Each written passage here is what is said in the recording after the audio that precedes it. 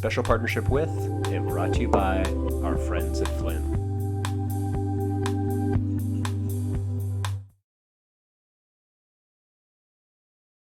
Today at Soulfront, where we explore personal and workforce transformation, we have Lorne Rubis, who is currently Norquest College's Chief Culture and Transformation Officer. Lorne was included in the HRD 100 list and was awarded the Canada's Lifetime Achievement Award for contributions in human resources. In our conversation, we explore one of Lorne's passions, which is advancing extraordinary workplace cultures. Lorne tells the story about when he first realized the importance of culture and talks about the essential ingredients extraordinary cultures need to thrive. So, without further ado, let's get into the show. Lorne, welcome to the show. Thanks so much for joining today. It's wonderful to have you. And you're out in a comfortable destination. You're relaxing a little bit. Would that be right?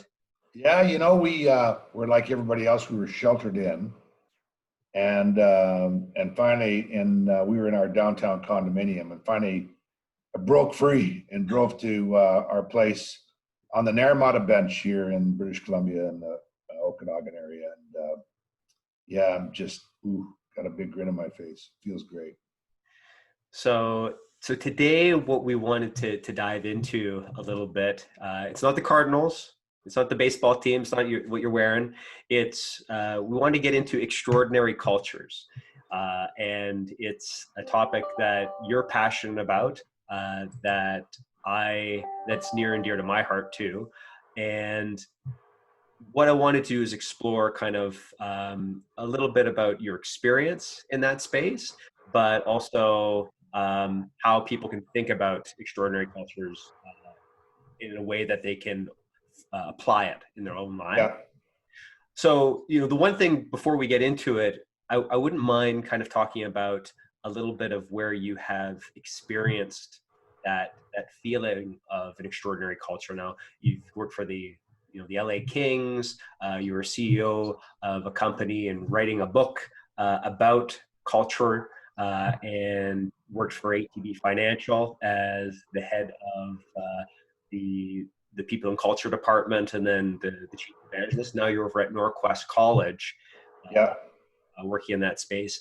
So could you talk a little bit about in your background, places where you've experienced that, whether it's within the business or looking outside to others?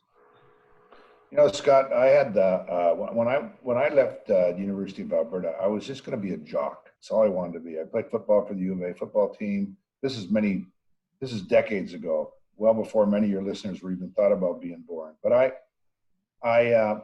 just wanted to be a jock. You know, I wanted to be a phys ed teacher. That was my aspiration. You know, I was the first kid in my family to go to university. We were a farm family, small farmers. My parents moved to the city, and all they could talk about education. And I went to university. That was a big deal.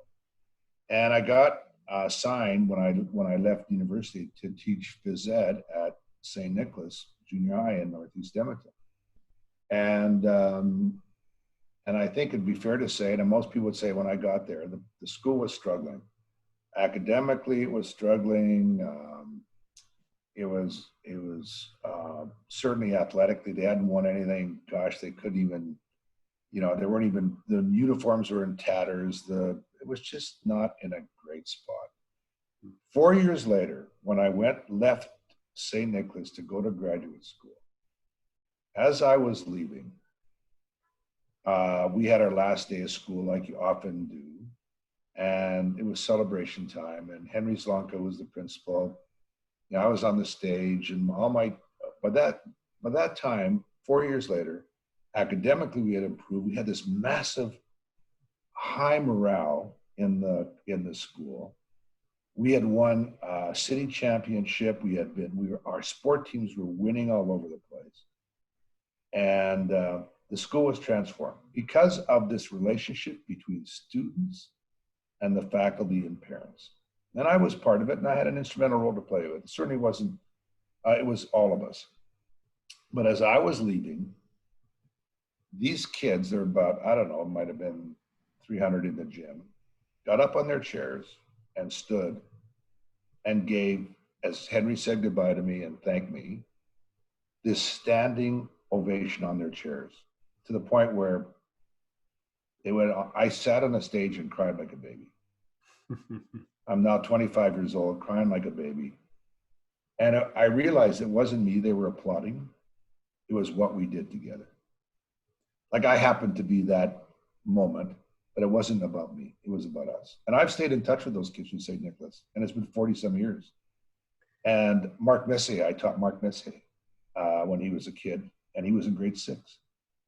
And funny story, because I saw him again when I worked for the LA King Hockey Club when he was a living legend in New York. But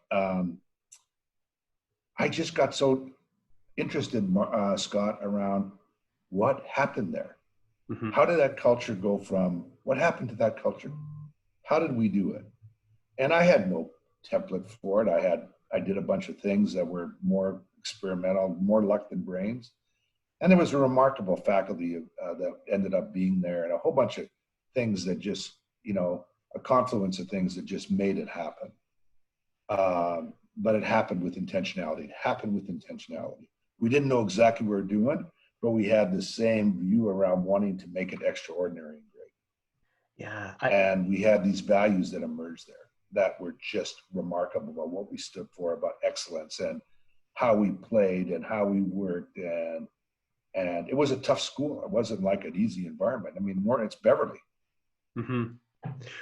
With that, Lorne, when you experienced that, and did you have an idea in your mind, this is what I wanted to do? Probably not at that point.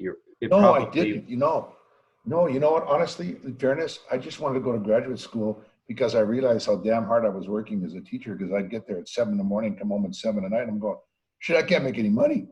And I'm just brutally honest. So I went to graduate school because I wanted to go and get in the business world and find a way to think, if I want to work this damn hard, then, that's not very purpose driven and not, but it's frankly where my head was at that time. I knew I was interested on the people side somehow and on the culture side, but I wouldn't have had the brains to articulate it then. It took me quite a while actually to start to really understand that there was a framework here. And I started to build a body of work, a practice. And it was more by happenstance that I got into this line of thinking and work. But everywhere that I've been at, I've had a chance to experience a change from a company here to there. And there was somewhere I failed too. And I went out of, I blew $10 million on a voiceover IP company with a few other guys because we couldn't get a second round of funding. But everywhere, even there, during the period of time that we had that startup running, there was an extraordinary kind of thing that we were starting to build. So there was a pattern that I was starting to see emerge. And now it's my full body of work that's based on experience and on lots of research that I've put behind it to connect the dots. In terms of understanding that extraordinary culture is coming to be, is a part of the workplace,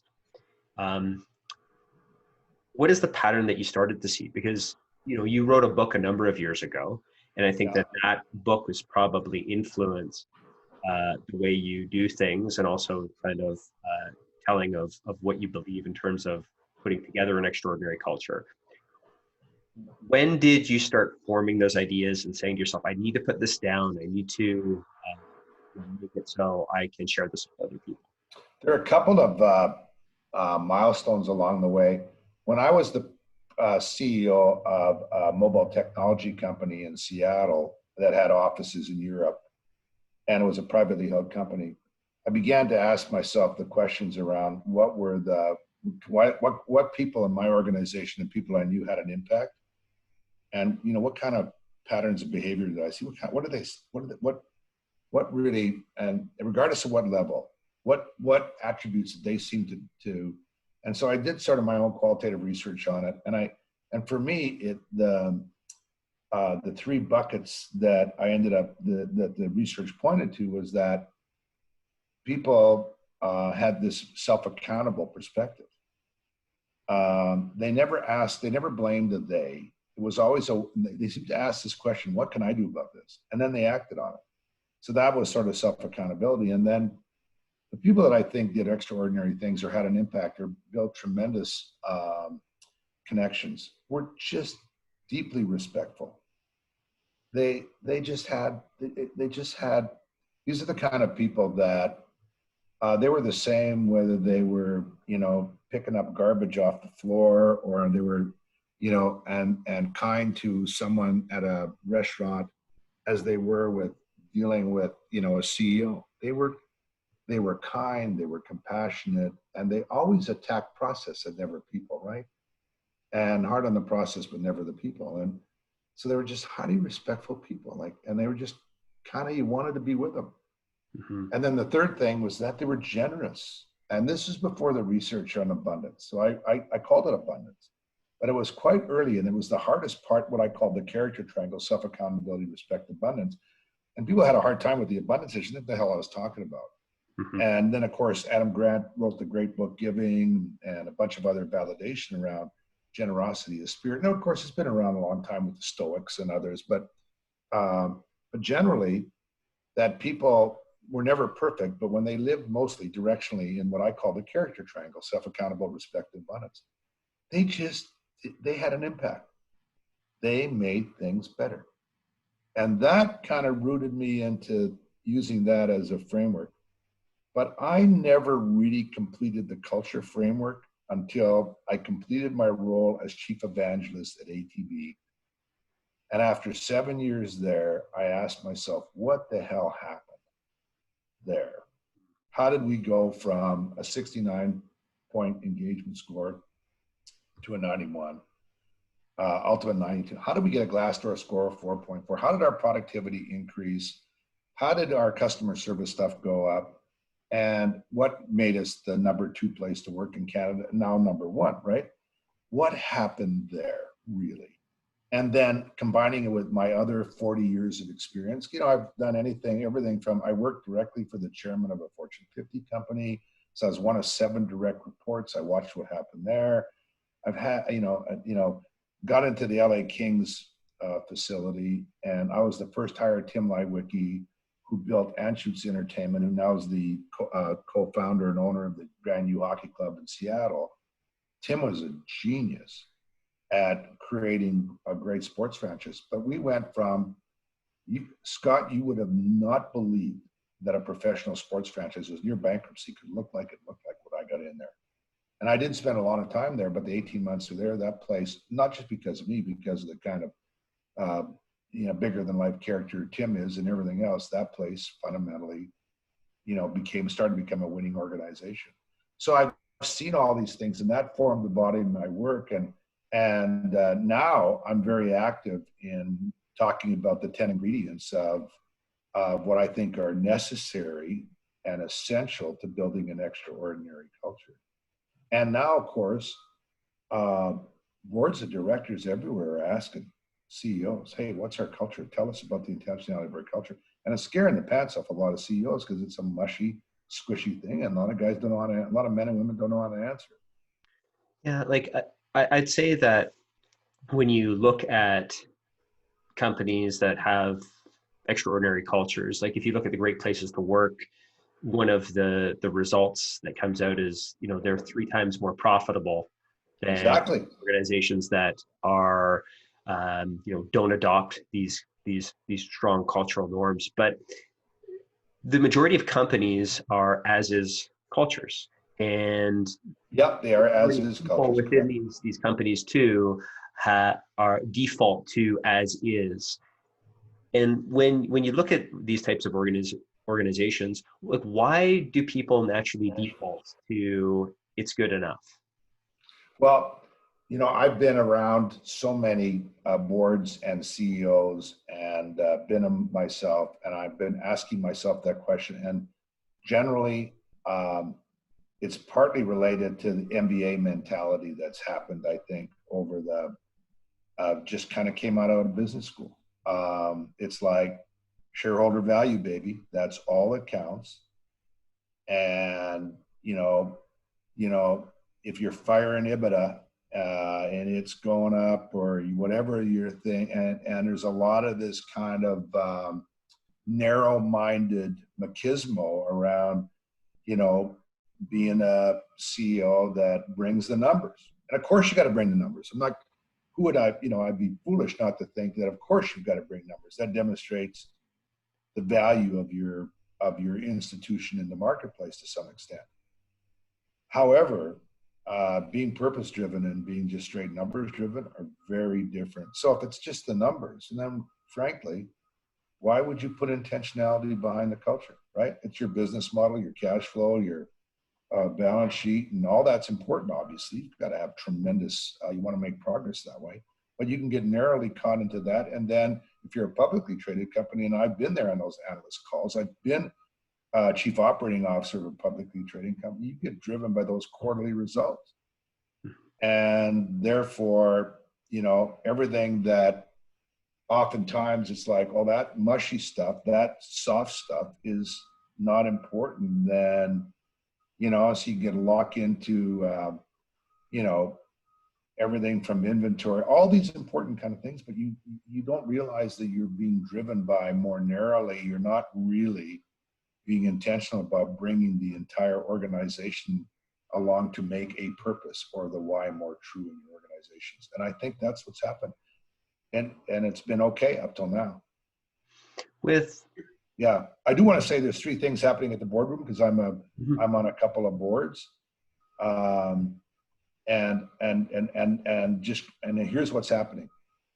Boards are starting to realize that just as is cultures, one, they don't get the value you talked about. The value's not there. The data's behind that. Whether you look at McKinsey or Deloitte, anybody that's done serious work on this, the bigger thing for them, though, boards are always start from risk often, right? Risk and strategy, risk and that as is cultures can have bad shit can happen, right?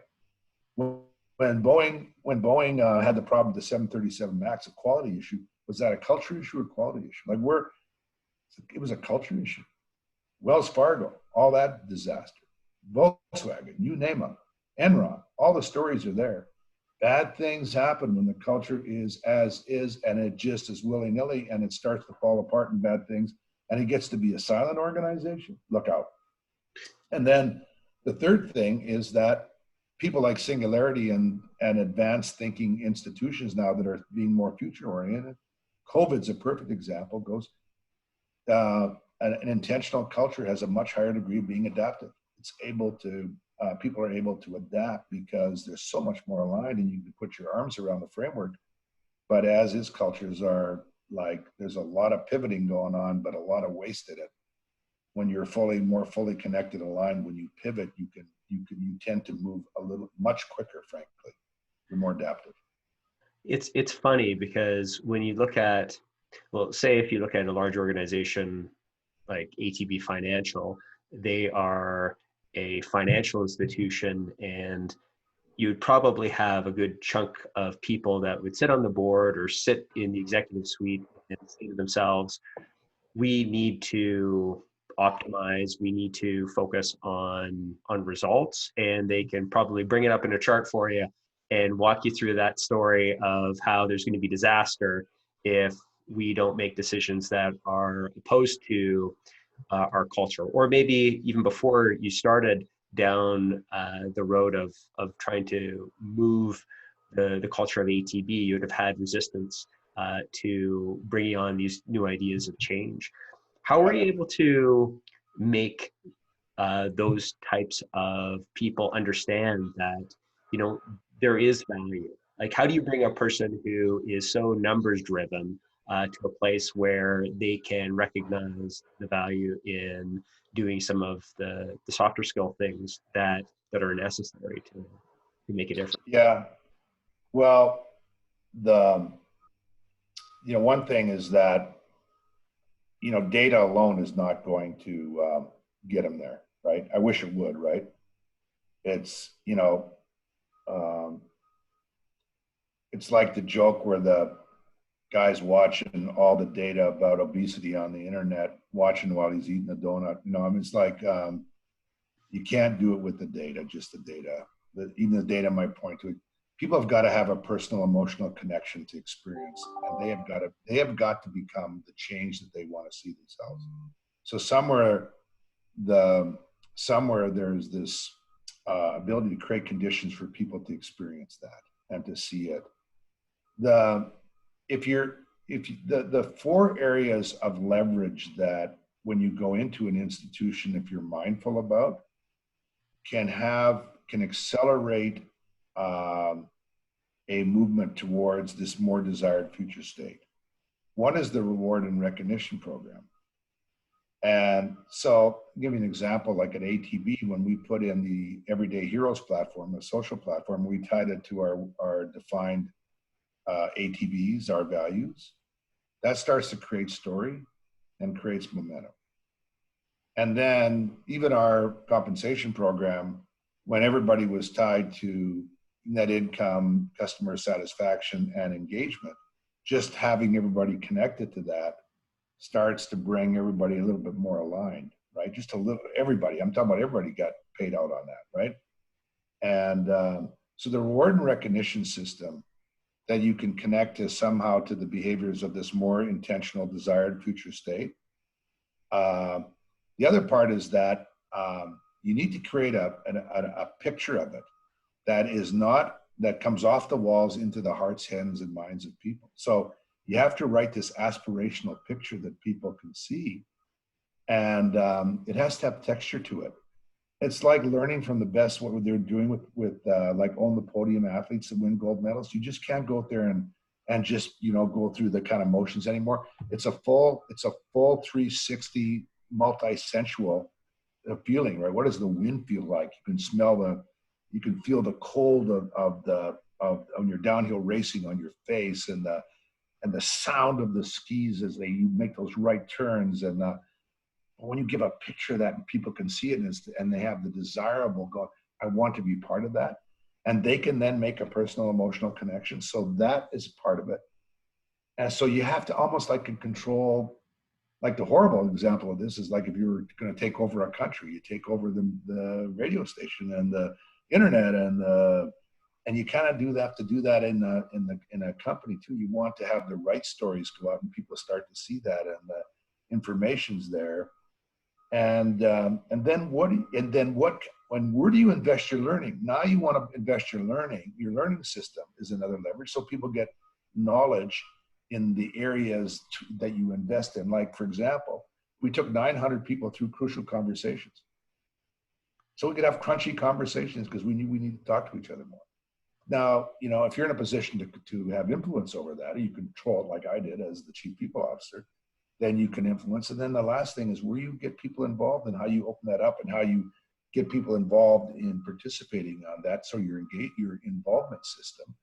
Those are four big leverage areas. I use them every time, every institution I go in, I leverage those with people, not to them, but with them, so they can be the change, not me trying to, because you have to be the change. I have to be the change that I want to see. And you have to invite people to make it personal. If not, you won't be very successful. How about the idea of leading from where you are? And Yeah.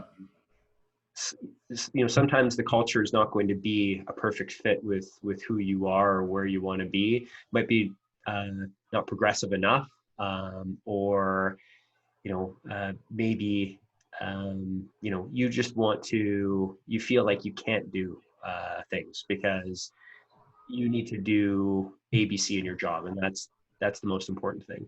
How do you, from the position you are, maybe you're not the chief people officer, or you're not the head of culture. I mean, you have some pretty big levers there.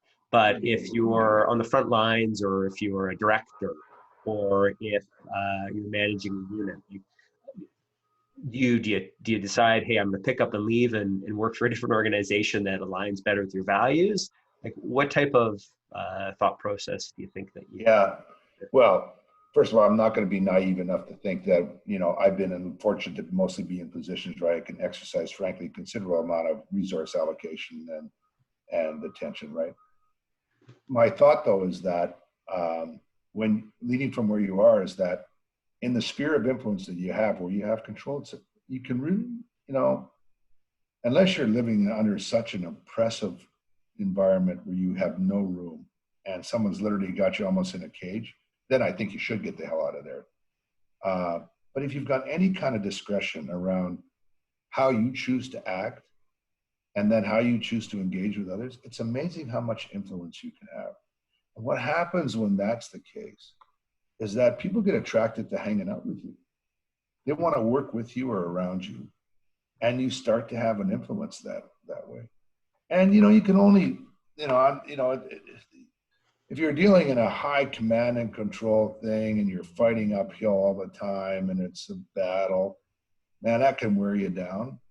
However, it's amazing what you can do when you don't wait for the they. You know, when you say, hey, you know, like when you genuinely give yourself, say, what can I really do about this? Like, you know, what can I do? How do I start to engage people out of it? How do I do it? It's, you can have sometimes way more influence than you really think that you can. People love working with people that get shit done, that are kind and compassionate, are nice people, and still, you know, have, you know, put clarity behind what their expectations are of themselves and each other. I mean, the formula is hard, but it's not that complicated. It's just hard to execute on. Mm-hmm. With innovation right now, and just the environment we're in, where there's just so many unknowns because of COVID and things slowing down and us slowly starting to open up, where do you see culture on the other side of this? I mean, lots of people fear that the culture is going to be, you know, last on the priority list. There's going to be shut down, so people can focus on frontline activities. Where's the space for extraordinary cultures? Yeah. So Scott, so one of the things is a mindset issue. If you start to think of culture and where you have to go next as separate, then I think you get yourself into that continuum that quote culture comes last, right? Because then people start to think, well, culture is an office or culture is a position or culture is an investment. And it is, but it's mostly a mindset investment. And it's about being an and. So I think culture is going to continue to be at the forefront, because how can you adapt and navigate post-COVID if you don't have a great culture that's going to, it's people that are going to get you there. People aligned together, and their thinking and their energy and their thought process and their ability to reinvent processes and systems, and that's culture. You are what you do. And it comes down to you, how you started these things, as is, willy-nilly, or intentionality. And that's why I'm hell-bent on teaching my culture program at Harvard and at the U of A, through the MBA program now. And I'm opening up an online course because there's a framework. There are ingredients that we now know enough that there are paths to follow that will get you towards that intentionality and will have a positive impact on your culture, which then articulates into the advanced business models, bringing on new technology, you know, reinventing process, 10x thinking, all that stuff that you need to have in order to get out in this post-COVID world. And yeah, people have to sustain themselves. There's no question about it. The next question is, though, what happens next? And where do we go? And how do we go to the next chapter? Because going back and hoping for something to happen like it did before, I don't think that's a winning formula. Yeah, it's funny. Like, I think that one thing that's going to come of this is that people are going to be more creative.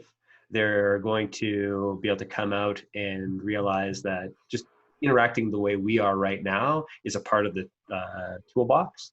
And you are able to talk to people across distances, and you're able to use technologies you never really thought of before, and you're able to be innovative. So I think there is a space to you know, do things differently. And I agree with you 100%. Like, I need I culture. give you an example of that, Scott. Hmm. And I was speaking to 1,000 finance people yesterday, mostly in Europe and the UK.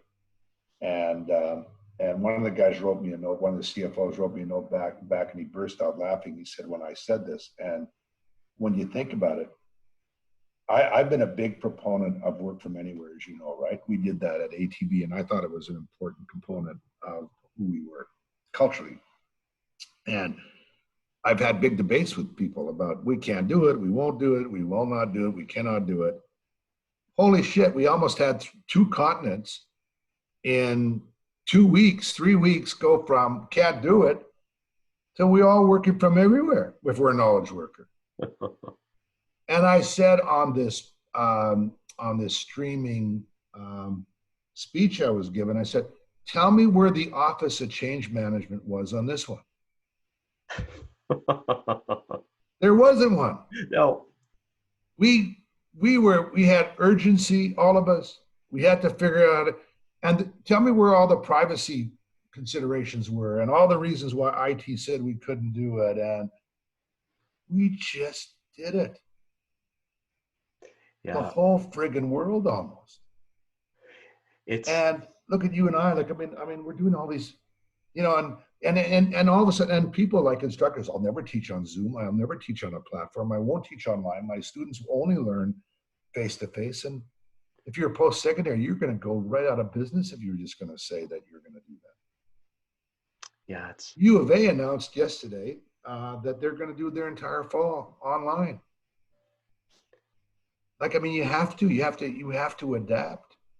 And when you feel a sense of urgency and you know this is what you have to do, people are genius. And you know, here's the other thing that happened in this. We didn't do all the hierarchy stuff. It wasn't like we'll pass it off and we'll wait for the CFO to sign out. Oh, then give it to HR. That's really good because they got to sign off on all the work from home policy. Shit, that's 2 years. And then all the other nonsense, we just went and got shit done and did it. Wasn't perfect, and we've been doing it iteratively. And all those people that said, I'll never go on a social media platform, and then are poking around the Zoom buttons trying to figure out, now they're putting virtual platforms on our backgrounds like you on the back of their pictures. This is my workspace. What are you talking about? But you know, my point, it's intentionality.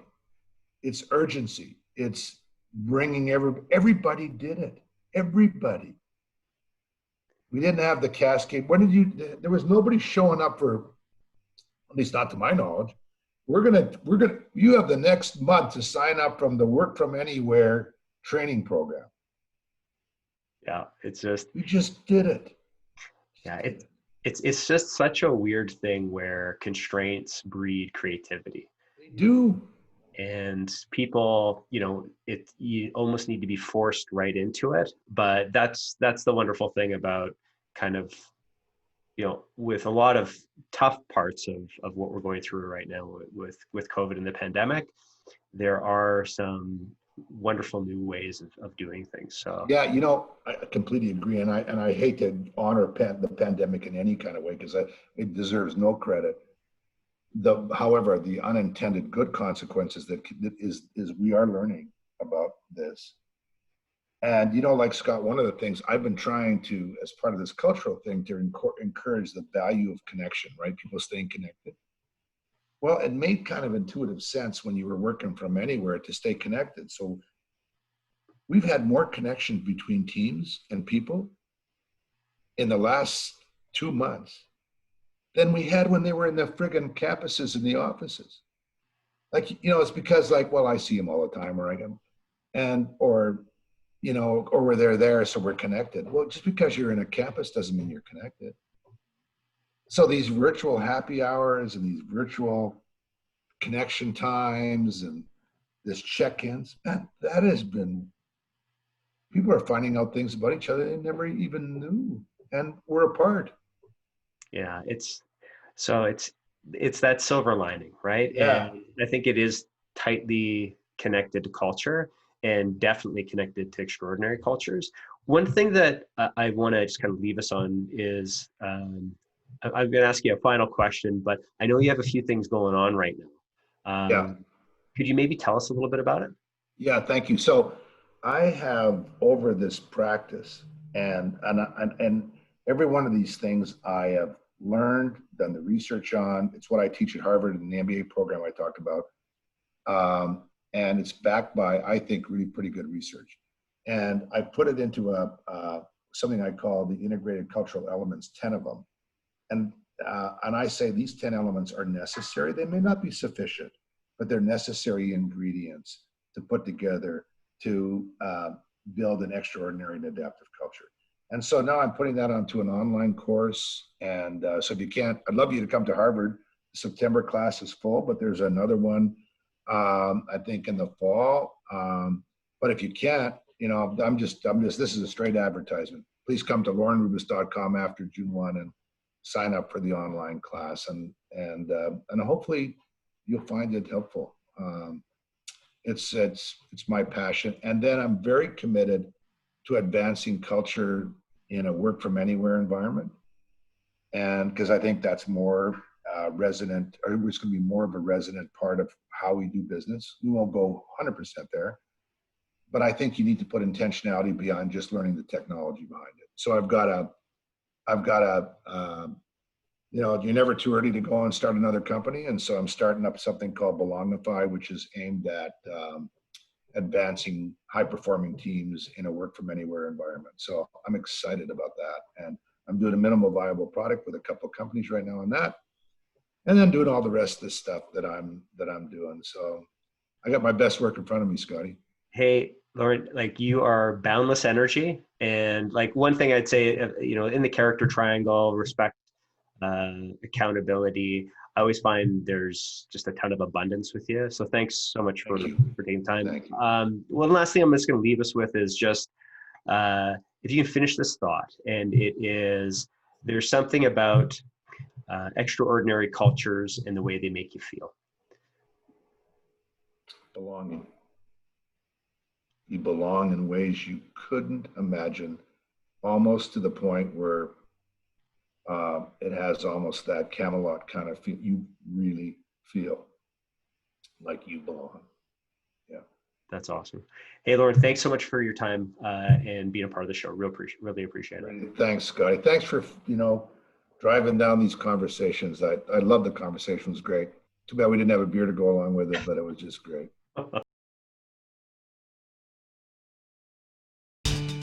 Thank you for your support. Please remember to click subscribe so we can bring you more remarkable interviews with extraordinary leaders.